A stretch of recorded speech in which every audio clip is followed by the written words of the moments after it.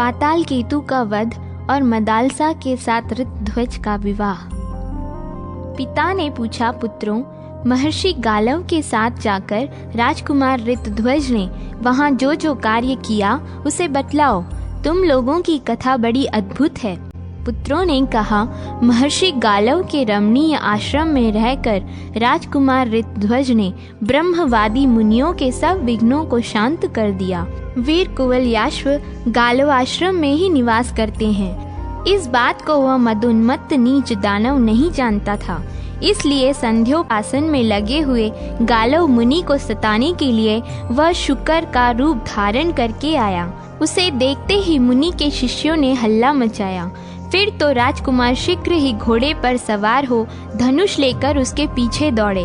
उन्होंने धनुष को खूब जोर से खींचकर एक चमकते हुए अर्धचंद्राकार बाण से उसको चोट पहुंचाई। बाण से आहत होकर वह अपने प्राण बचाने की धुन में भागा और वृक्षों तथा पर्वत से घिरी हुई घनी झाड़ियों में घुस गया। वह घोड़ा भी मन के समान वेग से चलने वाला था। उसने बड़े वेग से उस सुअर का पीछा किया। 12 रूपधारी दानव तीव्र वेग से भागता हुआ सहस्त्रों योजन दूर निकल गया और एक जगह पृथ्वी पर विवर के आकार में दिखाई देने वाले गड्ढे के भीतर बड़ी फुर्ती के साथ कूद पड़ा। इसके बाद शीघ्र ही अश्वारोही राजकुमार भी घोर अंधकार से भरे हुए उस भारी गड्ढे में कूद पड़े। उसमें जाने पर राजकुमार को वह सुअर नहीं दिखाई पड़ा, बल्कि उन्हें प्रकाश से पूर्ण पाताल लोक का दर्शन हुआ। सामने ही इंद्रपुरी के समान एक सुंदर नगर था, जिसमें सैकड़ों सोने के महल शोभा पा रहे थे। उस नगर के चारों ओर सुंदर 4 दीवारी बनी हुई थी। राजकुमार ने उसमें प्रवेश किया, किंतु वहां उन्हें कोई मनुष्य नहीं दिखाई दिया। वे नगर में घूमने लगे। घूमते ही घूमते उन्होंने एक स्त्री को देखा, जो बड़ी उतावली के साथ कहीं चली जा रही थी। राजकुमार ने उससे पूछा, तू किसकी कन्या है? किस काम से जा रही है? उस सुंदरी ने कुछ उत्तर नहीं दिया। वह चुपचाप एक महल की सीढ़ियों पर चढ़ गई। ऋतध्वज ने भी घोड़े को एक जगह बांध दिया और उसी स्त्री के पीछे पीछे महल में प्रवेश किया। उस समय उनके नेत्र आश्चर्य से चकित हो रहे थे। उनके मन में किसी प्रकार की शंका नहीं थी। महल में पहुंचने पर उन्होंने देखा एक विशाल पलंग बिछा हुआ है, जो ऊपर से नीचे तक सोने का बना है। उस पर एक सुंदरी कन्या बैठी थी, जो कामना युक्त रति सी जान पड़ती थी। चंद्रमा के समान मुख, सुंदर भौहें, कुंदरू के समान लाल होंठ, छरहरा शरीर और नील कमल के समान उसके नेत्र थे। अनंग लता की भांति उस सर्वांग सुंदरी रमणी को देखकर राजकुमार ने समझा, यह कोई रसातल की देवी है। उस सुंदरी बाला ने भी मस्तक पर काले घुंघराले बालों से सुशोभित उभरी हुई छाती, स्थूल कंधों और विशाल भुजाओं वाले राजकुमार को देखकर साक्षात कामदेव ही समझा। उनके आते ही वह सहसा उठकर खड़ी हो गई, किंतु उसका मन अपने वश में न रहा। वह तुरंत ही लज्जा, आश्चर्य और दीनता के वशीभूत हो गई। सोचने लगी, ये कौन है? देवता, यक्ष, गंधर्व, नाग अथवा विद्याधर तो नहीं आ गए, या ये कोई पुण्यात्मा मनुष्य है? यूं विचार कर उसने लंबी सांस ली और पृथ्वी पर बैठकर सहसा मूर्छित हो गई। राजकुमार को भी कामदेव के बाण का आघात सा लगा। फिर भी धैर्य धारण करके उन्होंने उस तरुणी को आश्वासन दिया और कहा, डरने की आवश्यकता नहीं। वह स्त्री जिसे उन्होंने पहले महल में जाते हुए देखा था, ताड़ का पंखा लेकर व्यग्रता पूर्वक हवा करने लगी। राजकुमार ने आश्वासन देकर जब उससे मूर्छा का कारण पूछा, तब वह बाला कुछ लज्जित हो गई। उसने अपनी सखी को सब बातें बता दी। फिर उस सखी ने उसकी मूर्छा का सारा कारण, जो राजकुमार को देखने से ही हुई थी, विस्तार पूर्वक कह सुनाया। वह स्त्री बोली, प्रभो, देवलोक में विश्वावसु नाम से प्रसिद्ध एक गंधर्वों के राजा हैं। यह सुंदरी उन्हीं की कन्या है। इसका नाम मदालसा है। वज्रकेतु दानव का एक भयंकर पुत्र है, जो शत्रुओं का नाश करने वाला है। वह संसार में पाताल केतु के नाम से प्रसिद्ध है। उसका निवास स्थान पाताल के ही भीतर है। एक दिन यह मदालसा अपने पिता के उद्यान में घूम रही थी। उसी समय उस दुरात्मा दानव ने विकारमयी माया फैलाकर इस असहाय बालिका को हर लिया। उस दिन मैं इसके साथ नहीं थी। सुना है आगामी त्रयोदशी को वह असुर इसके साथ विवाह करेगा, किंतु जैसे शूद्र वेद की श्रुति का अधिकारी नहीं है, उसी प्रकार वह दानव भी इस सर्वांग सुंदरी मेरी सखी को पाने के योग्य नहीं है। अभी कल की बात है, यह बेचारी आत्महत्या करने को तैयार हो गई थी। उस समय कामधेनु ने आकर आश्वासन दिया, बेटी, यह नीच दानव तुम्हें नहीं पा सकता। महाभागे, मृत्युलोक में जाकर इस दानव को जो अपने बाणों से बींध डालेगा वही तुम्हारा पति होगा। बहुत शीघ्र यह सुयोग प्राप्त होने वाला है। यह कहकर सुरभि देवी अंतर्ध्यान हो गईं। मेरा नाम कुंडला है। मैं इस मदालसा की सखी, विंध्यवान की पुत्री और वीर पुष्कर माली की पत्नी हूँ। शुंभ ने मेरे स्वामी को मार डाला, तब से उत्तम व्रतों का पालन करती हुई दिव्य गति से भिन्न भिन्न तीर्थों में विचरती रहती हूँ। अब मैं परलोक सुधारने में ही लगी हूँ। पाताल केतु आज वराह का रूप धारण करके मृत्युलोक में गया था। सुनने में आया है वहाँ मुनियों की रक्षा के लिए किसी ने उसको अपने बाणों का निशाना बनाया है। मैं इस बात का ठीक ठीक पता लगाने के लिए ही गई थी। पता लगाकर तुरंत लौट आई। सचमुच ही किसी ने उस अधम दानव को बाण से बींध डाला है। अब मदालसा के मूर्छित होने के कारण सुनिए। मानद, आपको देखते ही आपके प्रति इसका प्रेम हो गया, किंतु यह पत्नी होगी किसी और की, जिसने उस दानव को अपने बाणों का निशाना बनाया है। यही कारण है जिससे इसको मूर्छा आ गई। अब तो जीवन भर इसे दुख ही भोगना है, क्योंकि इसके हृदय का प्रेम तो आप में है और पति कोई और ही होने वाला है। सुरभि का वचन कभी अन्यथा नहीं हो सकता। मैं तो इसी के प्रेम से दुखी होकर यहाँ चली आई, क्योंकि मेरे लिए अपने शरीर में और सखी में कोई अंतर नहीं है। यदि यह अपनी इच्छा के अनुसार किसी वीर पति को प्राप्त कर लेती तो मैं निश्चिंत होकर तपस्या में लग जाती। महामते, अब आप अपना परिचय दीजिए। आप कौन हैं और कैसे यहाँ पधारे हैं? आप देवता, दैत्य, गंधर्व, नाग अथवा किन्नरों में से तो कोई नहीं है, क्योंकि यहाँ मनुष्य की पहुँच नहीं हो सकती और मनुष्य का ऐसा दिव्य शरीर भी नहीं होता। जैसे मैंने सब बातें सच सच बताई हैं, वैसे ही आप भी अपना सब हाल ठीक ठीक कहिए। कुवलयाश्व ने कहा, धर्मज्ञ, तुमने जो यह पूछा है कि आप कौन हैं और कहाँ से आए हैं, इसका उत्तर सुनो। मैं आरंभ से ही अपना सब समाचार बतलाता हूँ। शुभे, मैं राजा शत्रुजीत का पुत्र हूँ और पिता की आज्ञा से मुनियों की रक्षा के लिए महर्षि गालव के आश्रम पर आया था। वहाँ मैं धर्मपरायण मुनियों की रक्षा करता था, किंतु मेरे कार्य में विघ्न डालने के लिए कोई दानव शुकर का रूप धारण करके आया।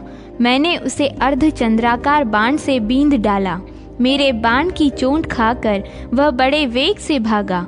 तब मैंने भी घोड़े पर सवार होकर उसका पीछा किया। फिर सहसा वह वराह एक गड्ढे में गिर पड़ा, साथ ही मेरा घोड़ा भी उसमें कूद पड़ा। उस घोड़े पर चढ़ा हुआ मैं काल तक अंधकार में अकेला ही विचरता रहा। इसके बाद मुझे प्रकाश मिला और तुम्हारे ऊपर मेरी दृष्टि पड़ी।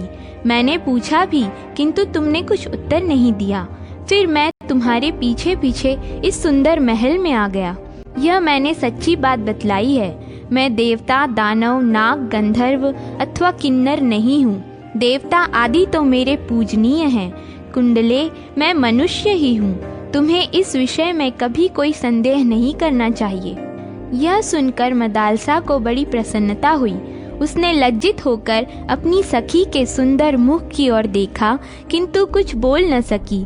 उसकी सखी ने फिर प्रसन्न होकर कहा, वीर, आपकी बात सत्य है, इसमें संदेह के लिए कोई स्थान नहीं है। मेरी सखी का हृदय और किसी को देखकर आसक्त नहीं हो सकता। अधिक कमनीय कांति चंद्रमा को ही प्राप्त होती है। प्रचंड प्रभा सूर्य में ही मिलती है। दैवी विभूति धन्य पुरुष को ही प्राप्त होती है। धृति धीर को और क्षमा उत्तम पुरुष को ही मिलती है। इसमें संदेह नहीं कि आपने ही उस नीच दानव का वध किया है। भला गोमाता सुरभि मिथ्या कैसे कहेंगी? मेरी यह सखी बड़ी भाग्यशालिनी है। आपका संबंध पाकर यह धन्य हो गई। वीर, जिस कार्य को विधाता ने ही रच रखा है उसे अब तुम भी पूर्ण करो। कुंडला की बात सुनकर राजकुमार ने कहा, मैं पिता के अधीन हूँ। उनकी आज्ञा के बिना इस गंधर्व राजकन्या से किस प्रकार विवाह करूं?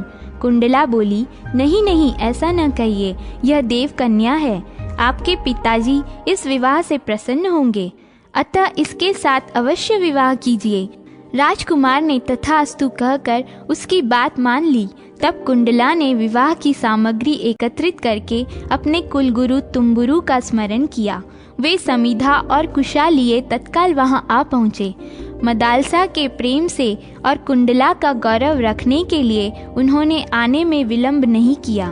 वे मंत्र के ज्ञाता थे, अतः अग्नि प्रज्वलित करके उन्होंने हवन किया और मंगलाचार के अनंतर कन्यादान करके वैवाहिक विधि संपन्न की।